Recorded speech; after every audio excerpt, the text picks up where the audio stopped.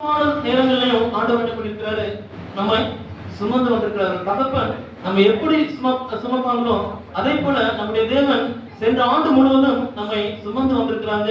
இனிமேலும் சுமப்பேன் அப்படின்னு சொல்லி ஆண்டவர் வாக்குத்தத்தம் பண்றாங்க. அதற்காக நம் ஆண்டவரை நாம் சோசரிக்க வேண்டும். மூன்றாவதாக ஏசாயா 66வது அதிகாரம் 13வது வசனத்தை வாசிங்க. ஏசாயா 66வது அதிகாரம் ஒருவனை அவன் தாய் தேற்றுவது போல் நான் உங்களை தேற்றுவேன். நீங்கள் எருசலேமிலே தேற்றப்படுவீர்கள். அங்க ஒரு தாய் தேற்றுவது போல் நான் உங்களை தேற்றுவேன் சொல்லி ஆண்டவர் சொல்லியிருக்கிறாங்க.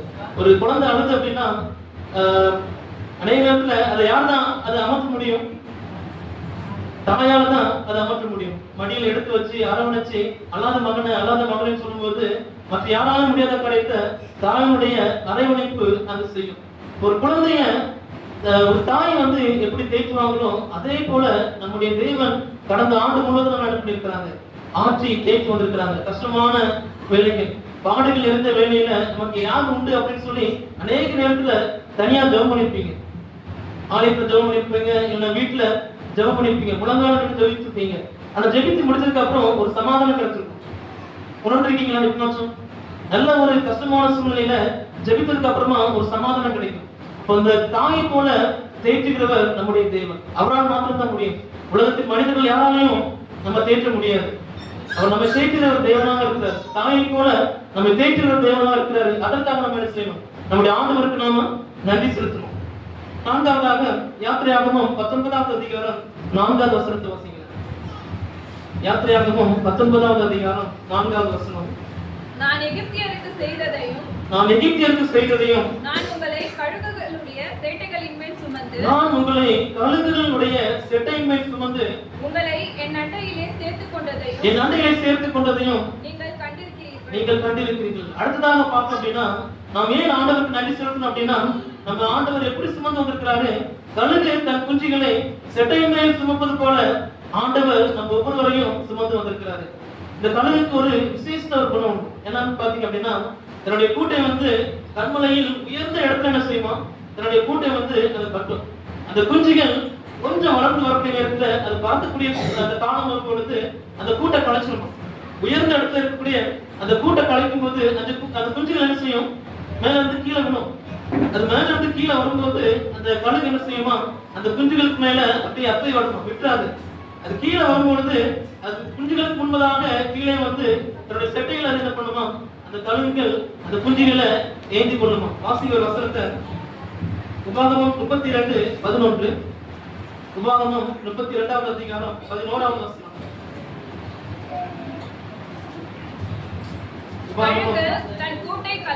கழுகு தன் கூட்டை கலைத்து தன் குஞ்சுகளின் மேல் அசைவாடி தன் செட்டைகளை விரித்து அவைகளை எடுத்து அவைகளை தன்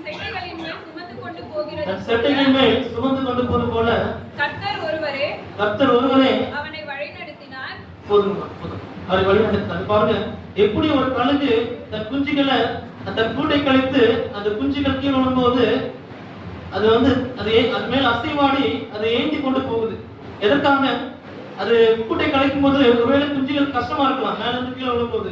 ஆனாலும் அது கீழே விழுந்து முன்னாடி அந்த கழுகு நிச்சயம் தன்னுடைய செட்டைகளை அது சுமந்து கொண்டு போகுமா. அதே போலதான் அநேக நேரத்துல நம்முடைய வாழ்க்கையில கஷ்டங்கள் வரும்போது நம்ம நினைப்போம், ஆண்டவர் நம்ம விட்டுட்டாரு, ஆண்டவர் நம்ம கை விட்டாரு அப்படின்னு சொல்லி அநேக வேளையில நம்ம சோர்ந்து போயிருக்கோம். ஆனா அது எதற்காக பார்க்கும் பொழுது நம்முடைய விசுவாச வாழ்க்கையில நம்ம வளர்றதுக்காக ஆண்டவர் என்ன செய்யறாரு, நம்ம ஒவ்வொருவருக்கும் ஒரு பயிற்சியை கொடுக்கிறாரு. கழுகு எப்படி தன் குஞ்சுகளை மேல் அசைவாடி அதை சுமந்து கொண்டு போகுமோ அதே போல நம்முடைய அன்பான தேவன் கடந்த வருஷம் முழுவதும் என்ன பண்ணிருக்கிறாங்க, உங்களையும் என்னையும் அவருடைய செட்டை நிலையில மறைத்து நம்ம ஏந்தி கொண்டு போயிருக்கிறாங்க. அதற்காக நம்ம என்ன செய்யணும், நம்முடைய தேவனுக்கு நாம நன்றி செலுத்தணும். ஐந்தாவதாக சங்கீதம் 91:3வது வசனம். 91வது சங்கீதம் 3வது வசனம். சங்கீதம் 91:3. அவர் உன்னை வேடனுடைய கண்ணிக்கும் பாழாக்கும் கொள்ளை நோய்க்கும் தப்புவிக்கிறார். பாருங்க, எத்தனையோ நோய் நொடிகள்லாம் நம்முடைய வாழ்க்கையில பலவீனங்கள் வந்திருக்கும், கஷ்டங்கள் வந்திருக்கும், வியாதிகள் வந்திருக்கும். ஆனால் தேவன் என்ன பண்ணிருக்க மாட்டாங்க, நம்மளை கைவிட்டிருக்க மாட்டாங்க. அவர் நம்மை வேடனுடைய கண்ணிக்கும் பாலாக்கும் கொள்ளை நோய்க்கும் என்ன செய்கிறார், ஆண்டவர் நம்மளை தப்பிக்கிறார். கடந்த வருஷம் முழுவதும் அவர் நம்மை கொள்ளை நோய்க்கு என்ன பண்ணிருக்கிறார், ஆண்டவர் நம்மை தப்பி வச்சிருக்கிறார். அது மாத்திரமல்ல, வேடனுடைய கண்ணிக்கும் நம்மளை ஆண்டவர் தப்பி வைக்கிறார். அநேக நேரத்துல சாத்தான் நமக்கு சோதனைகளை போட்டு வரலாம், எப்படியாவது நம்மளை கவனித்து போடலாம், நம்மளை விழுந்தோம் அப்படின்னு சொல்லி சாத்தான் வைக்கக்கூடிய கண்ணிகள் எல்லாம் நம்மை தப்பி வைக்கிறதுக்கு ஆண்டவர் நம்மை தப்பி வைத்து நம்ம வழி நடத்திருக்கிறார். அதற்காக நம்ம என்ன செய்யணும், ஆண்டவரை நம்ம சோஸ்தரிக்கணும், அவர் நன்றியுள்ள பிள்ளைகளாக நாம் காணப்பட வேண்டும். ஆறாவதாக நீதிமொழிகள் 4வது அதிகாரம் 11வது வசனம். நீதிமொழிகள் 4ஆம் அதிகாரம் 11வது. ஞான மார்க்கத்தை நான் உனக்கு போதித்து செவ்வையான பாதைகளிலே உன்னை நடத்தினேன். ஞான மார்க்கத்தை போதித்து செவ்வையான பாதையிலே நடத்தினேன். ஒவ்வொரு நாளும் ஊழியக்காரர்கள் மூலமாக, மூப்பர்கள் மூலமாக ஆண்டவர் என்ன பண்ணியிருக்கிறாங்க, ஞான மார்க்கத்தை நமக்கு போதித்து வழி இதுதான், மகனே தவறு செய்யாத, நம்ம பாவம் செய்யும் பொழுது அந்த வசனம் நம்ம உணர்த்தும், தவறு செய்யாத மகனே, திருடாத மகனே, விபச்சாரம் செய்யாத. ஒவ்வொரு தவறு செய்யும் பொழுதும் அந்த வசனம் வந்து நம்ம உள்ளத்துல பேசியிருக்கும். ஊழியக்காரர்கள் மூலமாக, மூப்பர்கள் மூலமாக, இன்னும் தேவதூதர்கள் மூலமாக ஆண்டவர் என்ன பண்ணியிருப்பார், நமக்கு ஞான மார்க்கத்தை அவர் நமக்கு போதித்து செவ்வையான பாதையில நம்ம நடத்திருக்கிறார். கடந்த வருஷம் முழுவதும் செம்மையான பாதையில தேவன் நம்ம நடத்தி கொண்டிருக்கிறாரு. அதற்காக நம்ம என்ன செய்யணும், நம்முடைய தேவனுக்கு நம்ம நன்றி செலுத்தக்கூடிய பிள்ளைகளாக நம்ம காணப்பட வேண்டும். கடைசியாக 7வது காரியம் 121வது சங்கீதம் 7வது வசனம். சங்கீதம் 121 வசனம் 7. கர்த்தர் உன்னை எல்லா தீங்குக்கும் விலக்கி காப்பார். கர்த்தர் உன்னை எல்லா தீங்கிற்கும் விலக்கி காப்பார். அவர் உன் ஆத்துமாவை காப்பார். அவர் உன் ஆத்துமாவை காப்பார். ஆண்டவர் நம்ம எல்லா தீங்கு என்ன பண்ணிருக்கிறாங்க, நம்மளை விலக்கி பாதுகாத்து வந்திருக்கிறாங்க. ஒவ்வொரு நிமிடமும் அவருடைய வேலை நமக்கு இல்ல, அவருடைய பாதுகாப்பு நமக்கு இல்லை அப்படின்னா நிச்சயமாக நம்ம என்ன பண்ணிருப்போம், அழிந்து போயிருப்போம்.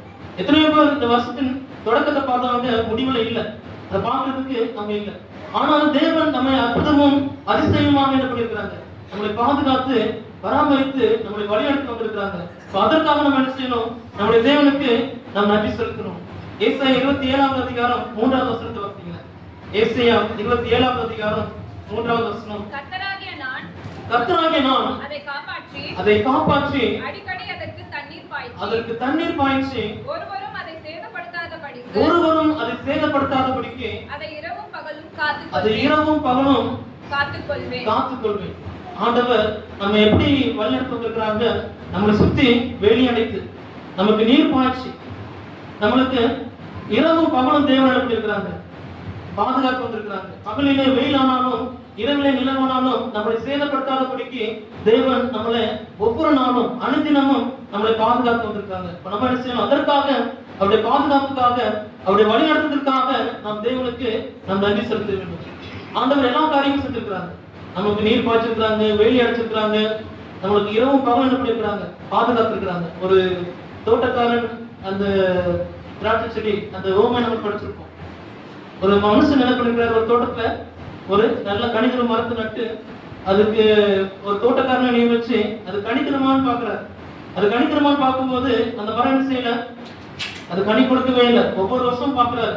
அப்ப கடைசி அந்த தோட்டக்காரனை போய்விட்டு இது எதுக்கு இந்த இடத்த அடிச்சுட்டு நிலத்தையும் அதுக்கு எடுத்து போடணும், அந்த மரத்தை என்ன செய், நீ வெட்டி போடு அப்படின்னு சொல்லும் பொழுது அந்த தோட்டக்காரன் சொல்றாரு, இந்த வருஷம் இருக்கட்டும், என்ன செய்யறேன், அதை கொத்தி இன்னும் அதிகமா நான் அதுக்கு எரு போடுறேன், கனி கொடுத்தாலும் சரி போடாவிட்டால் வெட்டி போடலானே. அனுதினமும் ஒவ்வொரு வருஷமும் தேவன் கிருபையாக நம்ம கொடுத்துட்டு இருக்கிறார்.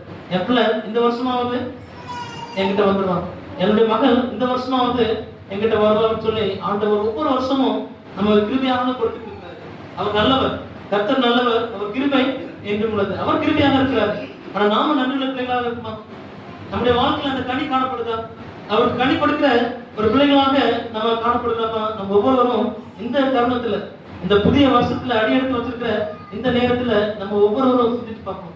ஆண்டவருக்கு ஒரு கனி கொடுக்கிற ஒரு வாழ்க்கை நம்ம வாழ்றோமா அப்படிங்கிறத நாம் சிந்தித்து பார்ப்போம். சங்கீத புஸ்தகம் 103வது சங்கீதம் 2வது வசனத்தை வாசிங்க. சங்கீதம் 103 2வது வசனம். என் ஆத்துமாவே கர்த்தரை ஸ்தோத்திரி. அவர் செய்த சகல உபகாரங்களையும் மறவாதே. கடந்த வருஷம் முழுவதும் ஆண்டவர் நமக்கு அநேக உபகாரங்களை, அநேக ஆசீர்வாதங்களை தேவன் கொடுத்திருக்கிறாரு. அநேக நன்மையான ஈவுகளை தேவன் நமக்கு கொடுத்திருக்கிறாரு. நம்ம ஒருபோதும் என்ன செய்யக்கூடாது, அதை மறக்காம அவருக்கு நன்றி உள்ள பிள்ளைகளாக நாம் காணப்பட வேண்டும். தேவன் நமக்கு உணவு, உடை கொடுத்திருக்கிறாங்க. இல்ல தகப்பனை போல நம்மளை சுமந்து வந்திருக்கிறாங்க. ஒரு தாய் தேய்த்தது போல நம்ம தேவன் தேய்ச்சிருக்கிறாங்க. கொள்ளை நோய்களுக்கும் நம்மளை தப்பி வச்சிருக்கிறாங்க. நல்ல பாதையில, செவையான பாதையில தேவன் நடத்திருக்கிறாரு. இரவும் பகலும் நம்ம என்ன பண்ணிருக்கிறாங்க, தீங்கு அணுகாதபடி நம்மளை பாதுகாத்து வந்திருக்கிறாங்க. இந்த உபகாரங்களை நம்ம மறக்காம என்ன செய்யணும், அவருக்கு நம் நன்றியையும் சோஸ்திரத்தையும் நம்ம என்ன செய்யணும், நம்ம ஏறெடுக்கணும். இந்த 2025வது வருஷத்தை முடித்து 2026வது வருஷத்துல முதல் நாளில் நம்ம அடி எடுத்து வச்சிருக்கிறோம். ஒருவேளை பயம் இருக்கலாம், ஒருவேளை கவலைகள் கலக்கம் இருக்கலாம். இந்த வருஷம் எனக்கு எப்படி இருக்கும் அப்படிங்கிற ஒரு பயம் ஒருவேளை நமக்கு இருக்கலாம். ஆண்டவர் நமக்கு சொல்லக்கூடிய ஒரு வாக்குத்தத்தம் என்ன அப்படின்னா, ஏசாயா 41வது அதிகாரம் 10வது வசனத்தை வாசிங்க. ஏசாயா 41வது அதிகாரம் 10வது வசனம். நீ பயப்படாதே, நீ பயப்படாதே, நான் உன்னுடனே இருக்கிறேன், நான் உன்னுடனே இருக்கிறேன். திகையாதே, நீ திகையாதே, நான் உன் தேவன், நான் உன் தேவன். நான் உன்னை பலப்படுத்தி, நான் உன்னை பலப்படுத்தி உனக்கு சகாயம் பண்ணுவேன், உனக்கு சகாயம் பண்ணுவேன். என் நீதியின் வலது என் கரத்தினால் நீதியின் வலக்கரத்தினால் உன்னை உன்னை தாங்குவேன். தாங்குவேன். ஒருவேளை நமக்கு பயம் இருந்துச்சு அப்படின்னா, ஆண்டவர் நமக்கு சொல்லக்கூடிய ஒரு காரியம் என்ன அப்படின்னா, நீ பயப்படாதே. யாக்கோபே, இஸ்ரவேலே, நீ பயப்படாதே, நான் உன்னோட கூட இருக்கிறேன். உன்னை பலப்படுத்தி நீதியின் வலது கரத்தினாலே உன்னை தாங்குவேன் சொல்கிறாரு. அப்படிப்பட்ட தேவன் மேல நாம் ஒவ்வொருவரும் விசுவாசமாக இருப்போம். தேவன் தாமே நம்ம ஒவ்வொருவரையும் ஆசீர்வதிப்பார். ஆமென்.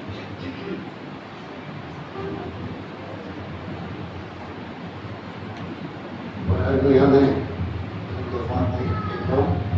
கர்த்தர் இவ்வளவாய் வழி நடத்தினார் என்பதை மீண்டுமாக நினைவு கூறும் வண்ணமாக இந்த நல்ல செய்தியை கொண்டு வந்த நம்முடைய தாக்கரை ஆண்டவர் ஆசீர்வதிப்பார். இந்த நாளில் நம்முடைய போதகர் ஒரு சஜஷன் கொடுத்தாரு. ஒரு 2 பாடலை பாடினால் என்ன, முடிவு பாடலாக அப்படின்னாரு. நானும் யோசித்தேன், சரி என்று சொல்லிட்டு ஏன் இப்படி சொன்னார் அப்படின்னு யோசித்தேன். ஒன்று, பழைய ஆதத்தை இதுவரைக்கும் வழி நடத்தினார், நடத்துகிறார், இனிமேலும் நடத்துவார்.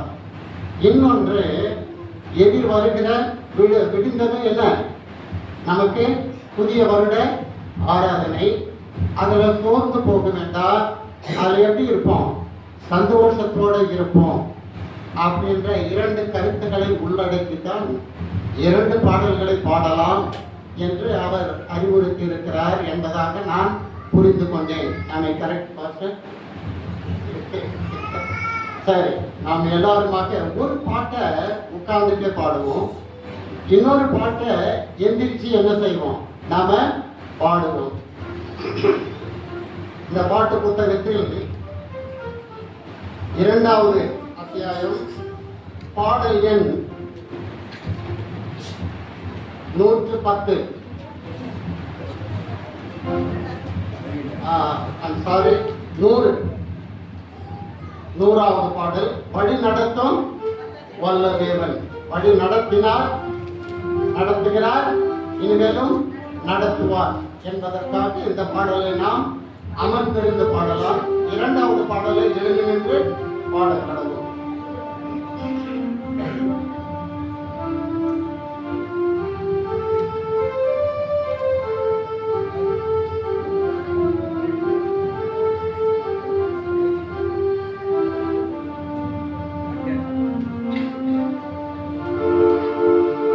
வழி நடத்தும்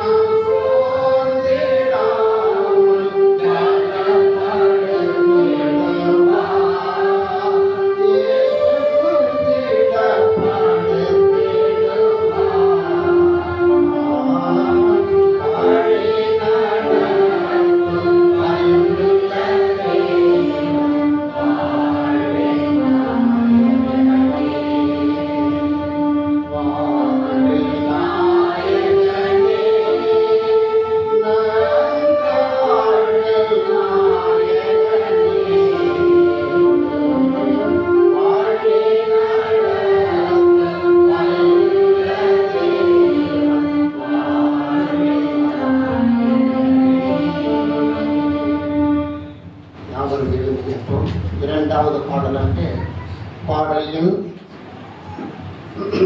102 சந்தோஷம் பொங்குது சந்தோஷம் பொங்குது.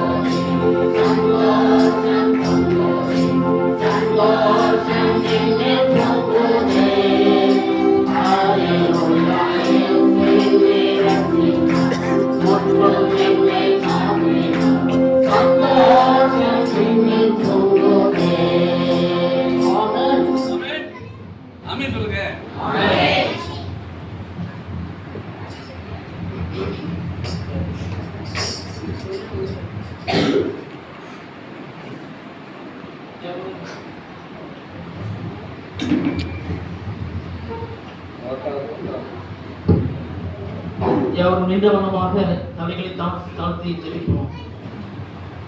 மகிமையும் மாட்சிமையும் நிறைந்த எங்கள் மகத்துவம் உள்ள தெய்வனே, இந்த மகிழ்ச்சியான மாலை நேரத்திற்காக தகப்பனே உங்களுக்கு நன்றி செலுத்துகிறோம் ஆண்டவரே.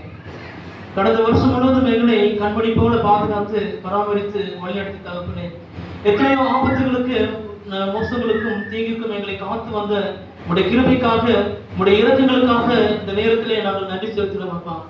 தகப்பனே, வந்திருக்கிற ஒவ்வொரு விசுவாச பிள்ளைகளுக்காக நாங்கள் ஜெபிக்கிறோம் ஆண்டவரே. தகப்பனே, வரக்கூடிய எந்த ஆண்டான தகப்பனே எங்கள் ஒவ்வொருவருக்கும் அது ஆசீர்வாதமான ஒரு ஆண்டாக இருக்க கிருபைக்காக தகப்பனே. தேவனே, சென்ற ஆண்டு முழுவதும் எங்களை நீ ஒரு தகப்பனை போல நீ எங்களை சுமந்து வந்து ஒரு தாயை போல எங்களை தேற்றினே. எந்த ஒரு தீங்கும் அணுகாமல் எங்களுக்கு உணவும் உடுக்க உடையும் கொடுத்த தகப்பனே எங்களை போஷித்து வந்து அதற்காக நாங்கள் நன்றி செலுத்துகிறோம் ஆண்டவரே. வரக்கூடிய வருஷத்திலே தகப்பனே, நீ எங்களை உடைய நீதியின் வலது கருத்தினாலே தாங்குவேன், சுமப்பேன், தப்புவிப்பேன் என்று சொன்ன அந்த வாக்குத்தத்தங்களுக்காக நன்றி செலுத்துகிறோம் அப்பா. தேவரே, இந்த ஆண்டான தகப்பனே எங்கள் ஒவ்வொருவருக்கும் ஒரு நன்மையும் சுமையுமான ஒரு ஆண்டாக இருக்கு தருங்க தகப்பனே. திருச்சபை விசுவாச குடும்பங்களுக்காக ஜெபிக்கிற மாட்டவரே, ஒவ்வொரு விசுவாச பிள்ளைகளையும் நீர் ஆசீர்வதிங்க. திருச்சபை நடத்த போதகருக்காக ஜெபிக்கிற மாட்டவரே, போதகரை ஆசீர்வதிங்க. அவருடைய ஊழியத்தையும் அவருடைய குடும்பத்தையும் ஆசீர்வதிங்க தகப்பனே. தேவரே, நாங்கள் வரும்போது வெறுமையாக வந்திருந்தாலும் போகும்போது உங்களுடைய பெருக்கமான ஆசீர்வாதத்தை பெற்றவர்களாக இங்கிருந்து கடவுள் செல்ல கிருபைத்தாங்க. எங்கள் அன்பு நாடவர் இயேசுவின் மூலம் ஜெபிக்கிறேன். ஜெபக்கேளும் எனக்கு நிறைந்த பரமபிதாவே, ஆமென். என் ஆத்மாவே கர்த்தரை ஸ்தோத்திரி, என் முழுமே அஸ்நாமத்தை ஸ்தோத்திரி. என் ஆத்மாவே கர்த்தரை ஸ்தோத்திரி, அவர் செய்த சகலமான மகிமையே. ஆமென். நம்முடைய கர்த்தராகிய இயேசு கிறிஸ்து கிருபை, பிதாவாக தேவனுடைய அன்பும் பரிசுத்தருடைய அன்பியும் ஐக்கியமும் அன்பும் சந்தோஷமும் சமாதானமும் இன்றும் என்றும் சதாகாலங்களோடு இருப்பதாக. ஆமென். எல்லோரும் அமர்வோம். கர்த்தருடைய நாமம் மகிமைப்படுவதாக. இந்த நாளின் நிகழ்ச்சிகளை கலந்து கொண்ட பிள்ளைகளை தேவன் தாமே ஆசீர்வதிப்பாராக. உங்களுக்காக உணவு ஆயத்தமாக இருக்கிறது. நமக்கு நேரம் கடந்து கொண்டிருக்கிறது. அதனால் முதலாவது சிறு பிள்ளைகளுக்கு சாப்பிடுங்க. அங்கே கேட்ரிங் செய்கிறவங்களே உங்களுக்கு ஷேர் பண்ணுவாங்க. அதனால ஃபர்ஸ்ட் நீங்க வாங்கிட்டு பிற்பாடு மீதிச்சா நீங்க கன்சிடருங்க. நாளைய நிகழ்ச்சி நமக்கு சரியாக 10 மணிக்கு ஆரம்பிக்கும். அதனால் குடும்பமாக நீங்கள் தயவு செய்து வந்து அந்த குடும்ப பரிசு கொடுக்கும்போது அது திருச்சபையுடைய விசுவாச பிள்ளைகள் திருச்சபையுடைய அந்த ஃபண்டை கொடுத்த பிள்ளைகளுக்கு அது கொடுக்கப்படும். மற்ற கெஸ்ட்டுக்கு தனியாக இருக்கிறது. நாளை தினத்துல நான் பாட்டு சொல்லிட்டேன், யூத்து கண்டிப்பா பாடிடணும். ஒரு டீம் செலக்ட் பண்ணீங்க, ஒவ்வொருக்கிட்ட மைக் இருக்கட்டும், யூத்து நின்று அந்த பாட்டை கண்டிப்பா பாடணும். ஜென்ஸ் எங்களுக்கு ஃபீல்ட் இருக்கிறாங்க, அவங்களோட சேர்ந்து இன்னைக்கு நைட்டு நீங்க பார்ட்டிஸ் போகணும். என்ன பண்ண தெரியாது, நான் சொல்லிக்கிட்டே இருக்கிறேன். நான் பேர் சொல்லி கூப்பிடுவேன். அந்த நைட்டு ஒரு பார்ட்டிஸ் பண்ணுங்க. ஒரு மணி நேரம் பாட்டு பாடுங்க. நைட்லாம் வந்து பாடிட்டே இருங்க, சரிங்களா? லேடிஸ் வரைக்கும் எத்தனை இன்பங்கள் அழகாக இருக்கும் யாதவர்கள் சொல்லிட்டேன். அது கண்டிப்பா செயல்படும். நாளைக்கு வந்து இந்த பாட்டை கண்டிப்பா நீங்க பாடணும். என்ன பண்ணுங்க தெரியாது. நவம்பர் மாசத்துலேயே சொல்லிட்டேன், உங்களுடைய அலட்சியங்களே நீங்க பார்ட்டிசிபேட் எனக்கு தெரியாது, சரிங்களா? அவங்க பீப்படாத ஆயத்தமா இருக்கிறாங்க. ஸோ நான் எக்ஸாம் எழுதுறவங்க, ஸ்போர்ட்ஸ்ல ஜெயிச்சவங்க, குடும்ப பரிசு எல்லாருக்கும் நாளைக்கு பரிசு இருக்கு. நாளைக்கு மிஸ் பண்ணீங்கன்னா ஃபர்ஸ்ட் எனக்கு கிடையாது அப்படின்னா கிடைக்காது, சரிங்களா? மீதி வந்து அதனால முந்தி கொள்ளுங்கள். சந்தோஷமா எல்லோருக்கும் நீங்க கை கொடுத்து ஹாப்பி நியூ இயர் சொல்லிங்க. ஹாப்பி நியூ இயர் எல்லோருக்கும், ஹாப்பி நியூ இயர்.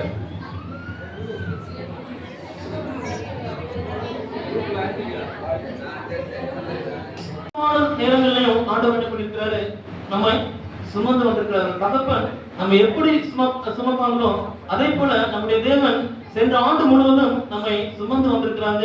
இனிமேலும் சுமப்பேன் அப்படின்னு சொல்லி ஆண்டவர் வாக்குத்தத்தம் பண்றாங்க. அதற்காக நம் ஆண்டவரை நாம் சோசரிக்க வேண்டும். மூன்றாவதாக ஏசாயா 66வது அதிகாரம் 13வது வசனத்தை வாசிங்க. ஏசாயா 66வது அதிகாரம் ஒருவனை அவன் தாய் தேற்றுவது போல் நான் உங்களை தேற்றுவேன். நீங்கள் எருசலேமிலே தேற்றப்படுவீர்கள். அந்த ஒரு தாய் தேற்றுவது போல் நான் உங்களை தேற்றுவேன் சொல்லி ஆண்டவர் சொல்லியிருக்கிறாங்க. ஒரு குழந்தை அழுது அப்படின்னா அநேக நேரத்துல அதை யார் தான் அதை அமர்த்த முடியும்? தாயால தான் அதை அமர்த்த முடியும். மடியில் எடுத்து வச்சு அரவணைச்சு அல்லாத மகனை சொல்லும்போது மற்ற யாராலும் முடியாத கிடைத்த தாயினுடைய அரவணைப்பு அங்கு செய்யும். ஒரு குழந்தைய ஒரு தாய் வந்து எப்படி தேய்க்குவாங்களோ அதே போல நம்முடைய தேவன் கடந்த ஆண்டு முழுவதும் நம்ம பண்ணியிருக்கிறாங்க, ஆட்சி தேய்ச்சி வந்திருக்கிறாங்க. கஷ்டமான வேலைகள், பாடுகள் இருந்த வேலையில நமக்கு யார் உண்டு அப்படின்னு சொல்லி அநேக நேரத்துல தனியா ஜெபம் பண்ணிருப்பீங்க, ஆலயத்துல ஜெபம் பண்ணிருப்பீங்க, இல்ல வீட்டுல ஜெபம் பண்ணிருப்பீங்க, முழங்கால் ஜெபிச்சிருப்பீங்க. ஆனா ஜெபித்து முடிச்சதுக்கு அப்புறம் ஒரு சமாதானம் கிடைச்சிருக்கும். உணர்ந்திருக்கீங்களா? எப்பனாச்சும் நல்ல ஒரு கஷ்டமான சூழ்நிலையில ஜெபித்ததுக்கு அப்புறமா ஒரு சமாதானம் கிடைக்கும். இப்போ இந்த தாயை போல தேற்றுகிறவர் நம்முடைய தேவன். அவரால் மாத்திரம் தான் முடியும். உலகத்தின் மனிதர்கள் யாராலையும் நம்ம தேற்ற முடியாது.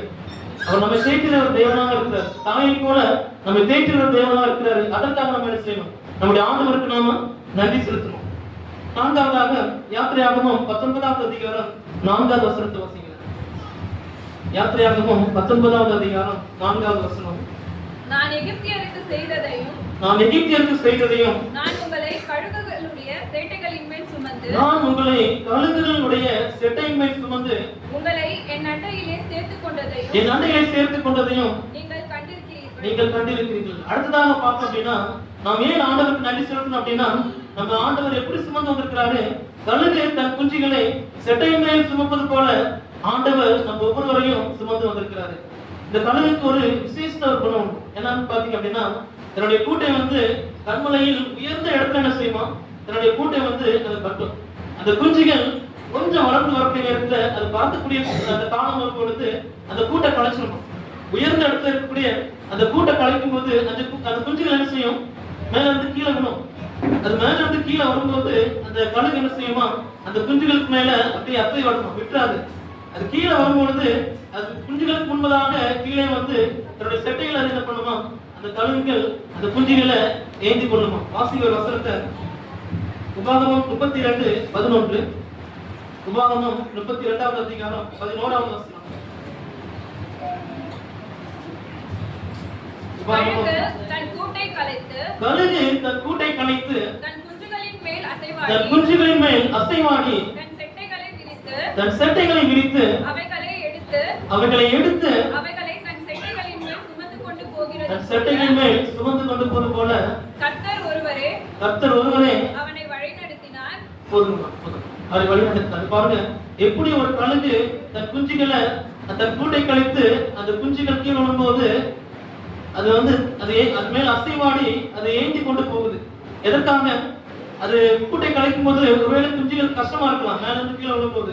ஆனாலும் அது கீழே விழுந்து முன்னாடி அந்த கழுகு நிச்சயம் தன்னுடைய செட்டைகளை அது வந்து சுமந்து கொண்டு போகுமா. அதே போலதான் அநேக நேரத்துல நம்முடைய வாழ்க்கையில கஷ்டங்கள் வரும்போது நம்ம நினைப்போம், ஆண்டவர் நம்ம விட்டுட்டாரு, ஆண்டவர் நம்ம கை விட்டாரு அப்படின்னு சொல்லி அநேக வேளையில நம்ம சோர்ந்து போயிருக்கோம். ஆனா அது எதற்காக பார்க்கும் பொழுது நம்முடைய விசுவாச வாழ்க்கையில நம்ம வளர்றதுக்காக ஆண்டவர் என்ன செய்யறாரு? நம்ம ஒவ்வொருவருக்கும் அந்த பயிற்சியை கொடுக்கிறாரு. இப்ப கழுகு எப்படி தன் குஞ்சுகளை மேல் அசைவாடி அதை சுமந்து கொண்டு போகுமோ, அதே போல நம்முடைய அன்பான தேவன் கடந்த வருஷம் முழுவதும் என்ன பண்ணிருக்கிறாங்க? உங்களையும் என்னையும் அவருடைய செட்டை நிலையில மறைத்து நம்ம ஏந்தி கொண்டு போயிருக்கிறாங்க. அதற்காக நம்ம என்ன செய்யணும்? நம்முடைய தேவனுக்கு நாம நன்றி செலுத்தணும். ஐந்தாவதாக சங்கீதம் 91:3வது வசனம். 91வது சங்கீதம் 3வது வசனம். சங்கீதம் 91:3. அவர் உன்னை வேடனுடைய கண்ணிற்கும் பாழாக்கும் கொள்ளை நோய்க்கும் தப்புவிக்கிறார். பாருங்க, எத்தனையோ நோய் நொடிகள்லாம் வந்து நம்முடைய வாழ்க்கையில பலவீனங்கள் வந்திருக்கும், கஷ்டங்கள் வந்திருக்கும், வியாதிகள் வந்திருக்கும். ஆனாலும் தேவன் என்ன பண்ணிருக்க மாட்டாங்க, நம்மளை கைவிட்டிருக்க மாட்டாங்க. அவர் நம்மை வேடனுடைய கண்ணிக்கும் பாழாக்கும் கொள்ளை நோய்க்கும் என்ன செய்கிறார்? ஆண்டவர் நம்மளை தப்புவிக்கிறார். கடந்த வருஷம் முழுவதும் அவர் நம்மை கொள்ளை நோய்க்கு என்ன பண்ணிருக்கிறார்? ஆண்டவர் நம்மை தப்பி வச்சிருக்கிறார். அது மாத்திரமல்ல, வேடனுடைய கண்ணிக்கும் நம்மளை ஆண்டவர் தப்பி வைக்கிறார். அநேக நேரத்துல சாத்தான் நமக்கு சோதனைகளை போட்டு வரலாம், எப்படியாவது நம்மளை கவிழ்த்து போடலாம், நம்மளை விழுந்தோம் அப்படின்னு சொல்லி சாத்தான் வைக்கக்கூடிய கண்ணிகள் எல்லாம் நம்மை தப்பி வைக்கிறதுக்கு ஆண்டவர் நம்மை தப்பி வைத்து நம்ம வழி நடத்திருக்கிறார். அதற்காக நம்ம என்ன செய்யணும்? ஆண்டவரை நம்ம சோஸ்தரிக்கணும். அவர் நன்றி உள்ள பிள்ளைகளாக நாம் காணப்பட வேண்டும். ஆறாவதாக நீதிமொழிகள் 4வது அதிகாரம் 11வது வசனம். நீதிமொழிகள் 4ஆம் அதிகாரம் 11வது. ஞான மார்க்கத்தை நான் உனக்கு போதித்து செவ்வையான பாதைகளிலே உன்னை நடத்தினேன். ஞான மார்க்கத்தை போதித்து செவ்வையான பாதையிலே நடத்தினேன். ஒவ்வொரு நாளும் ஊழியக்காரர்கள் மூலமாக, மூப்பர்கள் மூலமாக ஆண்டவர் என்ன பண்ணியிருக்கிறாங்க? ஞான மார்க்கத்தை நமக்கு போதித்து வழி இதுதான், மகனே தவறு செய்யாத, நம்ம பாவம் செய்யும் பொழுது அந்த வசனம் நம்ம உணர்த்தும், தவறு செய்யாத மகனே திருடாத, மகனே விபச்சாரம் செய்யாத. ஒவ்வொரு தவறு செய்யும் பொழுதும் அந்த வசனம் வந்து நம்ம உள்ளத்துல பேசியிருக்கும். ஊழியக்காரர்கள் மூலமாக, மூப்பர்கள் மூலமாக, இன்னும் தேவதூதர்கள் மூலமாகவும் ஆண்டவர் என்ன பண்ணியிருப்பார், நமக்கு ஞான மார்க்கத்தை அவர் நமக்கு போதித்து செவ்வையான பாதையில நம்ம நடத்திருக்கிறார். கடந்த வருஷம் முழுவதும் செம்மையான பாதையில தேவன் நம்ம நடத்தி வந்திருக்கிறாரு. அதற்காக நம்ம என்ன செய்யணும், நம்முடைய தேவனுக்கு நம்ம நன்றி செலுத்தக்கூடிய பிள்ளைகளாக நம்ம காணப்பட வேண்டும். கடைசியாக 7வது காரியம் 121வது சங்கீதம் 7வது வசனம். சங்கீதம் 121 வசனம் 7. கர்த்தர் உன்னை எல்லா தீங்குக்கும் விலக்கி காப்பார். கர்த்தர் உன்னை எல்லா தீங்கிற்கும் விலக்கி காப்பார். அவர் உன் ஆத்துமாவை காப்பார். அவர் உன் ஆத்துமாவை காப்பார். ஆண்டவர் நம்ம எல்லா தீங்கு பண்ணிருக்கிறாங்க, நம்மளை விலக்கி பாதுகாத்து வந்திருக்கிறாங்க. ஒவ்வொரு நிமிடமும் அவருடைய வேலை நமக்கு இல்ல, அவருடைய பாதுகாப்பு நமக்கு இல்லை அப்படின்னா நிச்சயமாக நம்ம என்ன பண்ணிருப்போம், அழிந்து போயிருப்போம். எத்தனையோ பேர் இந்த வருஷத்தின் தொடக்கத்தை பார்த்தவங்க முடிவுல இல்லை, அதை பார்க்கறதுக்கு நம்ம இல்லை. ஆனால் தேவன் நம்மை அற்புதமும் அதிசயமாக என்ன பண்ணிருக்கிறாங்க, நம்மளை பாதுகாத்து பராமரித்து நம்மளை வழிநடத்தி வந்திருக்கிறாங்க. அதற்காக நம்ம என்ன செய்யணும், நம்முடைய தேவனுக்கு நாம் நன்றி செலுத்தணும். ஏசாயா 27வது அதிகாரம் 3வது வசனத்தை வாசிங்க. ஏசாயா 27வது அதிகாரம் 3வது வசனம். கர்த்தராகிய நான் அதை காப்பாற்றி அடிக்கடி அதற்கு தண்ணீர் பாய்ச்சி ஒருவரும்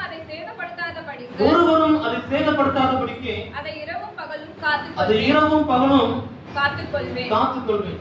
ஆண்டவர் நம்ம எப்படி வழிநடத்தி வந்திருக்கிறாங்க, நம்மளை சுத்தி வேலி அடைத்து நமக்கு நீர் பாய்ச்சி நம்மளுக்கு இரவும் பகலும் தேவன் அனுப்பி இருக்கிறாங்க, பாதுகாத்து வந்திருக்கிறாங்க. பகலிலே வெயில் ஆனாலும் இரவிலே நிலவானாலும் நம்மளை சேதப்படுத்தாதபடிக்கு தேவன் நம்மளை ஒவ்வொரு நாளும் அனுதினமும் நம்மளை பாதுகாத்து வந்திருக்காங்க. நம்ம என்ன செய்யணும், அதற்காக அவருடைய பாதுகாப்புக்காக அவருடைய வழிநடத்துவதற்காக நாம் தேவனுக்கு நாம் நன்றி செலுத்த வேண்டும். ஆண்டவர் எல்லா காரியமும் செஞ்சிருக்கிறாங்க, நமக்கு நீர் பாய்ச்சிருக்கிறாங்க, வெயில் அடைச்சிருக்கிறாங்க, நம்மளுக்கு இரவும் பகலும் என்ன பண்ணிருக்கிறாங்க, பாதுகாத்து இருக்கிறாங்க. ஒரு தோட்டக்காரன் அந்த திராட்சை செடி அந்த ஓமை நம்ம படிச்சிருக்கோம். ஒரு மனுஷன் என்ன பண்ணிருக்கிறார், ஒரு தோட்டத்துல ஒரு நல்ல கனிதர மரத்தை நட்டு அதுக்கு ஒரு தோட்டக்காரனை நியமிச்சு அது கனிதரமான்னு பாக்குறாரு. அது கனிதரமான்னு பார்க்கும்போது அந்த மரம் என்ன செய்யல, அது கனி கொடுக்கவே இல்லை. ஒவ்வொரு வருஷம் பாக்குறாரு. அப்ப கடைசி அந்த தோட்டக்காரனை போய்விட்டு இது எதுக்கு இந்த இடத்த அடிச்சுட்டு நிலத்தையும் அதுக்கு எடுத்து போடணும், அந்த மரத்தை என்ன செய், நீ வெட்டி போடு அப்படின்னு சொல்லும் பொழுது அந்த தோட்டக்காரன் சொல்றாரு, இந்த வருஷம் இருக்கட்டும், நான் என்ன செய்யறேன், அதை கொத்தி இன்னும் அதிகமா நான் அதுக்கு எரு போடுறேன், கனி கொடுத்தாலும் சரி போடாவிட்டா வெட்டி போடலாம். அனுதினமும் ஒவ்வொரு வருஷமும் தேவன் கிருபையாக நம்ம கொடுத்துட்டு இருக்கிறார். என் பிள்ளை இந்த வருஷமாவது என்கிட்ட வந்துடுவான், என்னுடைய மகள் இந்த வருஷமாவது என்கிட்ட வருவான்னு சொல்லி ஆண்டவர் ஒவ்வொரு வருஷமும் நம்ம கிருபையாக கொடுத்துட்டு இருக்கிறார். அவர் நல்லவர், கர்த்தர் நல்லவர், அவர் கிருபை என்றும் உள்ளது. அவர் கிருபையாக இருக்கிறார். ஆனா நாம நன்றியுள்ள பிள்ளைகளாக இருக்குமா, நம்முடைய வாழ்க்கையில் அந்த கனி காணப்படுதா, அவருக்கு கனி கொடுக்கிற ஒரு பிள்ளைகளாக நம்ம காணப்படுகிறோமா? நம்ம ஒவ்வொருவரும் இந்த தருணத்துல, இந்த புதிய வருஷத்துல அடியெடுத்து வச்சிருக்கிற இந்த நேரத்துல நம்ம ஒவ்வொருவரும் சிந்திச்சு பார்ப்போம். ஆண்டவருக்கு ஒரு கனி கொடுக்கிற ஒரு வாழ்க்கை நம்ம வாழ்றோமா அப்படிங்கிறத நாம் சிந்தித்து பார்ப்போம். சங்கீத புஸ்தகம் 103வது சங்கீதம் 2வது வசனத்தை வாசிங்க. சங்கீதம் 103 2வது வசனம். என் ஆத்துமாவே கர்த்தரை ஸ்தோத்திரி, அவர் செய்த சகல உபகாரங்களையும் மறவாதே. கடந்த வருஷம் முழுவதும் ஆண்டவர் நமக்கு அநேக உபகாரங்களை, அநேக ஆசீர்வாதங்களை தேவன் கொடுத்திருக்கிறாரு. அநேக நன்மையான ஈவுகளை தேவன் நமக்கு கொடுத்திருக்கிறாரு. நம்ம ஒருபோதும் என்ன செய்யக்கூடாது, அதை மறக்காம அவருக்கு நன்றியுள்ள பிள்ளைகளாக நாம் காணப்பட வேண்டும். தேவன் நமக்கு உணவு, உடை கொடுத்திருக்கிறாங்க. இல்ல தகப்பனை போல நம்மளை சுமந்து வந்திருக்கிறாங்க. ஒரு தாய் தேய்த்தது போல நம்ம தேவன் தேய்ச்சிருக்கிறாங்க. கொள்ளை நோய்களுக்கும் நம்மளை தப்பி வச்சிருக்கிறாங்க. நல்ல பாதையில, செவையான பாதையில தேவன் நடத்திருக்கிறாரு. இரவும் பகலும் நம்ம என்ன பண்ணிருக்கிறாங்க, தீங்கு அணுகாதபடி நம்மளை பாதுகாத்து வந்திருக்கிறாங்க. இந்த உபகாரங்களை நம்ம மறக்காம என்ன செய்யணும், அவருக்கு நம் நன்றியையும் சோஸ்திரத்தையும் நம்ம என்ன செய்யணும், நம்ம ஏறெடுக்கணும். இந்த 2025வது வருஷத்தை முடித்து 2026வது வருஷத்துல முதல் நாளில் நம்ம அடியெடுத்து வச்சிருக்கிறோம். ஒருவேளை பயம் இருக்கலாம், ஒருவேளை கவலைகள் கலக்கம் இருக்கலாம். இந்த வருஷம் எனக்கு எப்படி இருக்கும் அப்படிங்கிற ஒரு பயம் ஒருவேளை நமக்கு இருக்கலாம். ஆண்டவர் நமக்கு சொல்லக்கூடிய ஒரு வாக்குத்தத்தம் என்ன அப்படின்னா, ஏசாயா 41வது அதிகாரம் 10வது வசனத்தை வாசிங்க. ஏசாயா 41வது அதிகாரம் 10வது வசனம். நீ பயப்படாதே, நான் இருக்கிறேன். நான் உன்னுடனே இருக்கிறேன். திகையாதே. நீ திகையாதே. நான் உன் தேவன். நான் உன் தேவன். நான் உன்னை பலப்படுத்தி உனக்கு சகாயம் பண்ணுவேன். என் நீதியின் வலது கரத்தினால் உன்னை உன்னை தாங்குவேன். தாங்குவேன். ஒருவேளை நமக்கு பயம் இருந்துச்சு அப்படின்னா ஆண்டவர் நமக்கு சொல்லக்கூடிய ஒரு காரியம் என்ன அப்படின்னா, நீ பயப்படாதே யாக்கோபே, இஸ்ரவேலே, நீ பயப்படாதே, நான் உன்னோட கூட இருக்கிறேன். உன்னை பலப்படுத்தி நீதியின் வலது கரத்தினாலே உன்னை தாங்குவேன் சொல்கிறாரு. அப்படிப்பட்ட தேவன் மேல நாம் ஒவ்வொருவரும் விசுவாசமாக இருப்போம். தேவன் தாமே நம்ம ஒவ்வொருவரையும் ஆசீர்வதிப்பார். ஆமென்.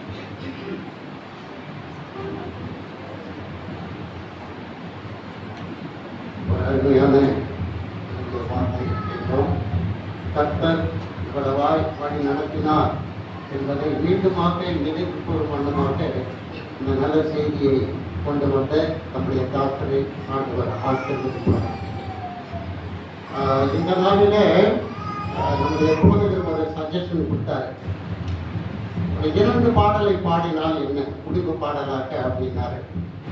நானும் யோசித்தேன், சரி என்று சொல்லிட்டு ஏன் இப்படி சொன்னார் அப்படின்னு யோசித்தேன். ஒன்று, பழைய ஆதத்தை இதுவரைக்கும் வழி நடத்தினார், நடத்துகிறார், இனிமேலும் நடத்துவார். இன்னொன்று, எதிர் வருகிற விடுந்தது என்ன, நமக்கு புதிய வருட ஆராதனை.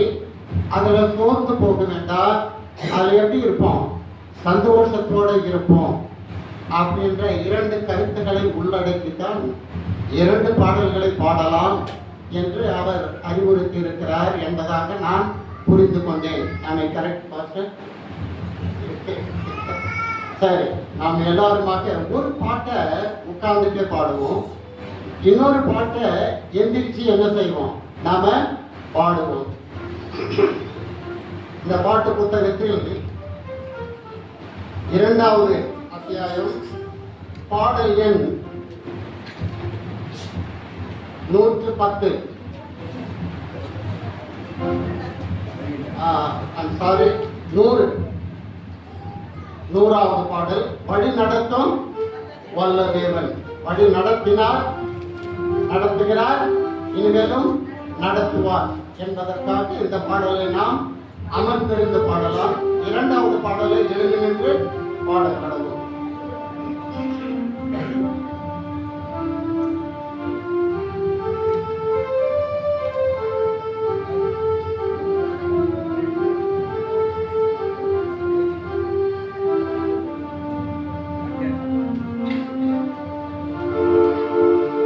வழி நடத்தும்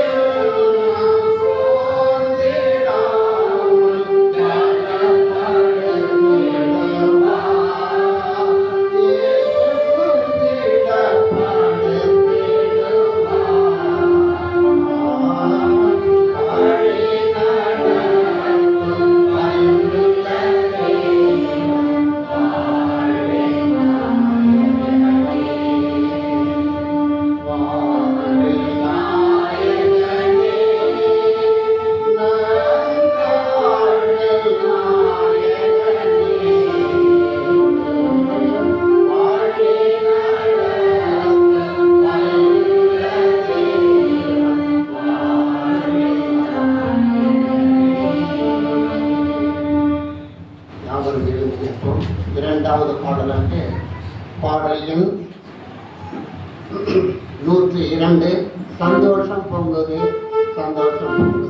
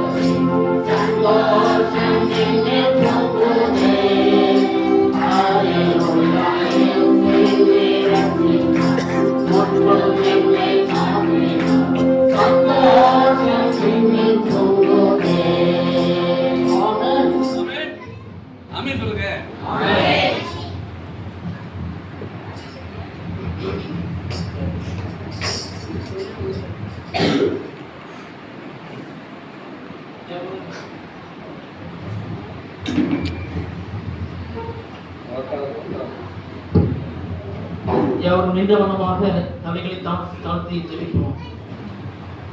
மகிமையும் மாட்சிமையும் நிறைந்த எங்கள் மகத்துவம் உள்ள தேவனே, இந்த மகிழ்ச்சியான மாலை நேரத்திற்காக தகப்பனே உங்களுக்கு நன்றி செலுத்துகிறோம் ஆண்டவரே. கடந்த வருஷம் முழுவதும் எங்களை கண்மணி போல பாதுகாத்து பராமரித்து வழிநடத்தி தகப்பனே, எத்தனையோ ஆபத்துகளுக்கு மோசங்களுக்கும் தீங்குக்கும் எங்களை காத்து வந்த உடைய கிருபைக்காக உடைய இரக்கங்களுக்காக இந்த நேரத்திலே நாங்கள் நன்றி செலுத்துகிறோம் அப்பா. தகப்பனே, வந்திருக்கிற ஒவ்வொரு விசுவாச பிள்ளைகளுக்காக நாங்கள் ஜெபிக்கிறோம் ஆண்டவரே. தகப்பனே, வரக்கூடிய எந்த ஆண்டானது தகப்பனே எங்கள் ஒவ்வொருவருக்கும் அது ஆசீர்வாதமான ஒரு ஆண்டாக இருக்க கிருபைக்காக தகப்பனே. தேவனே, சென்ற ஆண்டு முழுவதும் எங்களை நீ ஒரு தகப்பனை போல நீ எங்களை சுமந்து வந்து ஒரு தாயை போல எங்களை தேற்றினே. எந்த ஒரு தீங்கும் அணுகாமல் எங்களுக்கு உணவும் கொடுக்க உடையும் கொடுத்து தகப்பனே எங்களை போஷித்து வந்து அதற்காக நாங்கள் நன்றி செலுத்துகிறோம் ஆண்டவரே. வரக்கூடிய வருஷத்திலே தகப்பனே, நீ எங்களை உடைய நீதியின் வலது கருத்தினாலே தாங்குவேன், சுமப்பேன், தப்புவிப்பேன் என்று சொன்ன அந்த வாக்குத்தத்தங்களுக்காக நன்றி செலுத்துகிறோம் அப்பா. தேவரே, இந்த ஆண்டான தகப்பனே எங்கள் ஒவ்வொருவருக்கும் ஒரு நன்மையும் சுமையுமான ஒரு ஆண்டாக இருக்கு தருங்க தகப்பனே. திருச்சபை விசுவாச குடும்பங்களுக்காக ஜெபிக்கிற மாட்டவரே, ஒவ்வொரு விசுவாச பிள்ளைகளையும் நீர் ஆசீர்வதிங்க. திருச்சபை நடத்த போதகருக்காக ஜெபிக்கிற மாட்டவரே, போதகரை ஆசீர்வதிங்க, அவருடைய ஊழியத்தையும் அவருடைய குடும்பத்தையும் ஆசீர்வதிங்க தகப்பனே. தேவரே, நாங்கள் வரும்போது வெறுமையாக வந்திருந்தாலும் போகும்போது உங்களுடைய பெருக்கமான ஆசீர்வாதத்தை பெற்றவர்களாக இங்கிருந்து கடல் செல்ல கிருபை தாருங்க. எங்கள் அன்பு நாடுகளை இயேசுவின் மூலம் ஜெபிக்கிறேன். ஜெபக்கேளும் எனக்கு நேர்ந்த பரமபிதாவே, ஆமென். என் ஆத்மாவே கர்த்தரை ஸ்தோத்திரி, என் முழுமே அஸ்நாமத்தை ஸ்தோத்திரி. என் ஆத்மாவே கர்த்தரை ஸ்தோத்திரி, அவர் செய்த சகலவாலும் வருவாரே, ஆமென். நம்முடைய கர்த்தராகிய இயேசு கிறிஸ்து கிருபை, பிதாவாக தேவனுடைய அன்பும் பரிசுத்தாவுடைய அன்பியும் ஐக்கியமும் அன்பும் சந்தோஷமும் சமாதானமும் இன்றும் என்றும் சதாகாலங்களோடு இருப்பதாக, ஆமென்.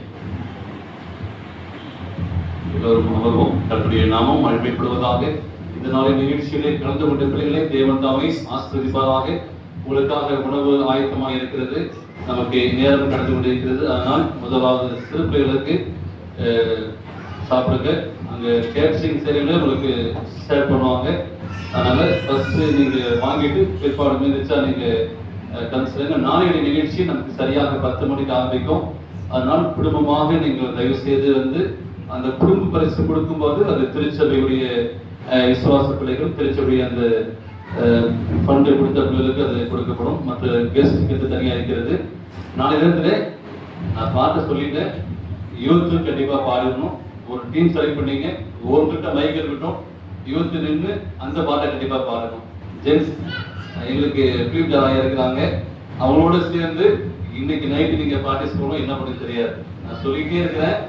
நான் பேர் சொல்லி கூப்பிடுவேன். அந்த நைட்டு ஒரு பார்ட்டிஸ் பண்ணுங்க. ஒரு மணி நேரம் பாட்டு பாடுங்க. நைட்லாம் வந்து பாடிட்டே இருங்க, சரிங்களா? லேடிஸ் சொல்லிட்டோம். எத்தனை இன்பங்கள் அழகாக இருக்கும் யாதவர்கள் சொல்லிட்டு அது கண்டிப்பா செயல்படும். நாளைக்கு வந்து இந்த பாட்டை கண்டிப்பா நீங்க பாடணும். என்ன பண்ணுங்க தெரியாது. நவம்பர் மாசத்துலேயே சொல்லிட்டேன். உங்களுடைய அலட்சியங்களே நீங்க பார்ட்டிசிபேட் எனக்கு தெரியாது, சரிங்களா? அவங்க பீப்படா ஆயத்தமா இருக்கிறாங்க. ஸோ நாளைக்கு எக்ஸாம் எழுதவங்க, ஸ்போர்ட்ஸ்ல ஜெயிச்சவங்க, குடும்ப பரிசு எல்லாருக்கும் நாளைக்கு பரிசு இருக்கு. நாளைக்கு மிஸ் பண்ணீங்கன்னா பாஸ்டர் எனக்கு கிடையாது அப்படின்னா கிடைக்காது, சரிங்களா? மீதி வந்து அதனால முந்தி கொள்ளுங்கள். சந்தோஷமா எல்லோருக்கும் நீங்க கை கொடுத்து ஹாப்பி நியூ இயர் சொல்லிருக்கீங்க. ஹாப்பி நியூ இயர் எல்லோருக்கும், ஹாப்பி நியூ இயர்.